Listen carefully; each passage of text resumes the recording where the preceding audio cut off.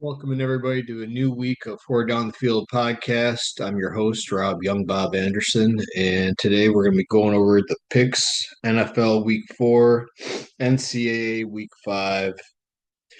My overall record so far is 9-4 in college, my 5-6 in the NFL. So long season to go. Good start in the in college though. Let's start with the NFL this week. It's week 4. It's brought to you by DraftKings and Sportsbook and Bengay. Excuse me.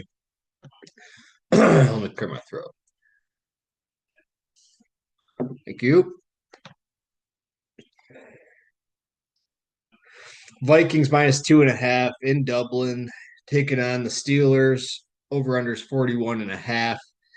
The Steelers defense has looked bad to start the season. I think they're going to get together at some point, but I don't think it's going to be enough to get it going this week against Minnesota. You factor in travel time. The offense of the Steelers, I don't really favor. We're going to get into the fantasy portion, but I don't. There's something about me not liking the Steelers going up against Minnesota defense in Ireland. I just like the Vikings roster. It's an elite roster, honestly. If they just get good quarterback play, they'll be a good squad. But and talking about him, Wentz is an upgrade over McCarthy right now. And Mason's the better overall back than Aaron Jones. Obviously, you'd rather have a two-back system. But yeah, Mason should be an upgrade, especially along the goal line. So I'm going to take the Vikings there. I'm going to take the Vikings laying 2.5. Next game, we're going to talk about the Lions. Big win Monday night against the Ravens. They're coming home now to face the Browns, who just beat the Pack. Lions are favored by 8.5, and the over/under is 44.5. I only have one thing written for this game, and that is that Cleveland's offense is probably a bottom three system in the league. They're terrible. So yeah, just give me the Lions. The Lions are going to win. They're going to win by double digits. Eagles -3 at the Bucks. Battle of 3-0 teams in the NFC. The Bucks are going to be without Mike Evans, and I think that's going to affect the game, especially the Bucks offense near the goal line, not having Mike Evans. That's gonna really affect them. Hopefully they can still get in the end zone because I don't like the Eagles, but at the same point in time, it's gonna be hard to run against the Eagles, and I just think having Mike Evans would help them get 7 instead of 3, maybe at least once, if not twice, in this game. And I think that's going to be the ultimate factor. Although I do love watching the Bucks and Baker play, I'm going to take the Eagles in that one. The Colts, fun surprise in the NFL so far this year. Undefeated so far. Jonathan Taylor's running great. Daniel Dimes doing things. They're traveling out to LA though to face the Rams, and they are getting 3.5. The over/under is 49.5. Uh, the Colts, they're a fun team to watch right now, and they have looked good, but they have not faced an offense with a pulse yet this year. That's going to change this week when they travel to LA. It's going to be hard to also run on the Rams. It's going to be, can Daniel Dimes make passes and effective passes at that to score points, or put at least Jonathan Taylor in a situation where he or Daniel Dimes can scramble one in. But yeah, it's just going to be hard sledding, I believe, for the Colts. But I do think the Colts are going to manage time of possession, and I think they're going to cover the 3.5. Excuse me, I just ate a sandwich. It's delicious. Next game is battle of 1-3 teams. Surprising NFL teams at that at 1-3. That's gonna be the Chiefs and the Ravens. The Chiefs are hosting, and the Ravens are laying 2.5. The over/under is 48.5. Both teams should be getting healthier for this game. Definitely the Ravens on defense, and they're going to be needing that. And against the Mahomes team that's getting Xavier Worthy back. And, I know Mahomes, people are hating on him so far this year, but honestly, he's doing pretty good with what he's got. I mean, he's kind of making Tyquan Thornton a good option. He's still finding Noah Gray. He's not going to just one guy like Hollywood with all these guys out right now, but he is getting Xavier Worthy back. Schuster stepped up at times. It's been by committee. They have running back by committee. Their defense is still good. With all that being said, the Ravens are the better team. Mahomes does lead the Chiefs in rushing.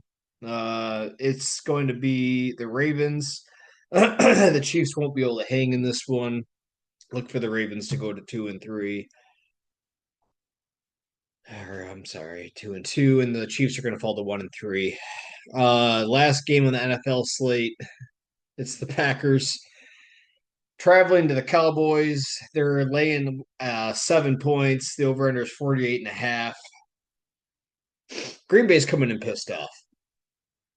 A lot of people are back in Green Bay. They're saying that it's ridiculous. The fans are writing them off, saying that they can't beat Cleveland, then what are they even doing? Who are they going to beat? That's ridiculous. Cleveland's a pretty decent team at home with that defense. But regardless, it was a bad loss by the Pack. The Cowboys, however, have a defense that doesn't even exist. They're putrid. Uh, Dallas's defense looks like Jeremy's eyes, lifeless eyes before the baptism of the BBI.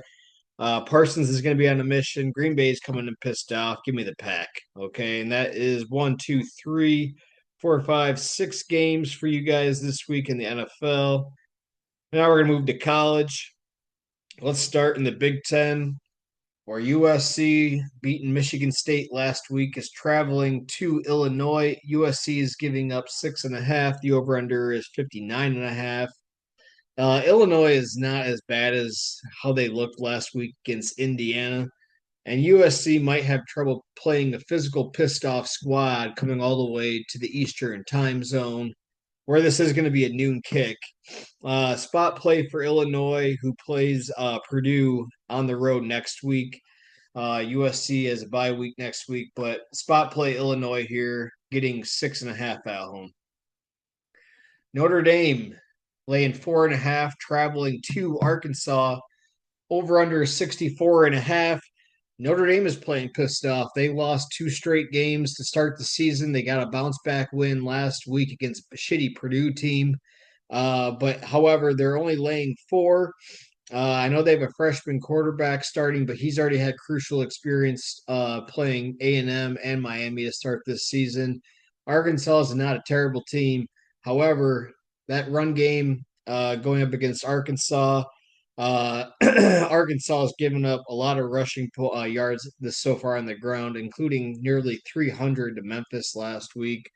Look for Price and Love to run the football. Carr might not be asked to do all that much, so we'll wait and see on that. But yeah, definitely give me the Irish, laying only 4 points on the road there. Big Ten, Ohio State laying 8.5, traveling to Washington, the West Coast. The over/under is 51.5. I have 2 plays in this game. One, it's going to be the under. Okay, I don't think the Ohio State offense is all that good. It's tough to travel west. Uh, and Washington just got done putting up some points, so I think they'll be able to hang with Ohio State. Getting 8.5 in a game where I don't think Ohio State's coming in with an offense that's that confident right now. Give me the Huskies, who I think are going to make this a 4-quarter game. It's going to be low scoring. It's going to be ugly. Give me the under and the Huskies getting 8.5 against the dreaded Buckeyes. Oh, by the way, it's a spot play. Sorry, meant to play that or finish that little uh, little bit there on Washington, Ohio State. Spot play for Washington. LSU at Ole Miss. Ole Miss is favored by 1.5. Over or under is 54.5. I think LSU is pretty good. I think they've played ugly so far this season. I think they're going to start getting that going. They haven't been able to run the football that well so far, and Ole Miss, they can't stop the run. Okay. Uh Mississippi basically gives up over 200 yards per game on the ground. Look at their games, who they played so far. Not impressive teams. LSU, however, has played a week one on the road game to Clemson. I know Clemson looks like they're a joke, but I guarantee if they would have won that game against LSU, I have a feeling things would have been different down there. However, I don't like Clemson. Screw Dabo. With that being said, though, Ole Miss has looked good. Their competition hasn't been quality. LSU has beaten Clemson. We already talked about it, and they beat Florida by 10. Okay, so they have faced some people. I think they're gonna get the run game going in this one, that being LSU, and I think they're gonna do enough defensively to get the win as well. But give me Ole Miss to lose against LSU. We're gonna stay in the SEC. We're gonna talk Auburn at A&M real quick. A&M's laying 6.5. The over under is 52.5. I only have one thing written. Who the hell is Auburn to get less than a touchdown on the road against a good A&M team? Who the hell is Auburn? They have they have Arnold from Oklahoma last year. No, no. A&M's good. They're coming home after going up to Notre Dame and winning. Yeah, no. A&M's gonna roll there. We're gonna stick with the SEC and then finish with two Big Ten games. This is the biggest one in the SEC this week. It's Alabama traveling to Georgia, where Georgia and the Bulldogs are laying three. Over under is 52.5. Uh, seriously, only three? I'm sorry. Did anyone see Simpson play Florida State? He looked absolutely awful. He's terrible. On the road between the hedges, and you're only going to give me 3 points. Georgia's coming off a bye, and they have a better coach at home. So yeah, give me the dogs to cover three in that one. I'm not a believer in DeBoer, and I haven't seen shit yet from Simpson that matters. So yeah, enough there. Go dogs. Indiana laying 7.5 at Iowa, 48.5 over under. We already talked about how Illinois wasn't as bad as how they looked last week. Indiana isn't as good as they looked last week either. They might be good, but they're not that good. Okay. IU might be better, like we thought, like I mentioned, but uh, I'm not going to lay over a touchdown on the road at Kinnick. So give me Iowa and Kirk Ferentz to keep that one close enough to cover 7.5. Go Hawks. And then the big one, game day is going to be there. Oregon travels to Penn State, where the Nittany Lions are laying 3.5. Over unders 52.5. If not now, whenever. When is that ever going to be? It's got to be now for James Franklin and these Nittany Lions. They're my preseason Big Ten champion. I think they're going to win this. It's a whiteout at night. Oregon has not experienced this yet. And I don't think Dante Moore, who I'm not gonna lie, has looked decent.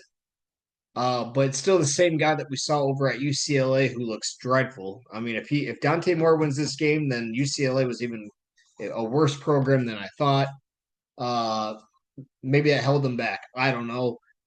But anyway, yeah, give me James Franklin. I think they're gonna run the table until the Big Ten championship. After they win this game, I have them beating Ohio State as of right now, anyway. And they travel to Ohio State in a few weeks. But yeah, give me the Nittany Lions. If not now, then win. Plus, they have two bye weeks coming up following this game. They play Northwestern and UCLA. Okay, so they're gonna get healthy. Then they play like Iowa on the road, and then they have another bye before they play Ohio State. So this is a huge game. If they can get this win, Penn State is they're looking good. But we're gonna take a quick break from our presented by our sponsors, Bengay and DraftKings Sportsbook. We'll be right back with the fantasy portion.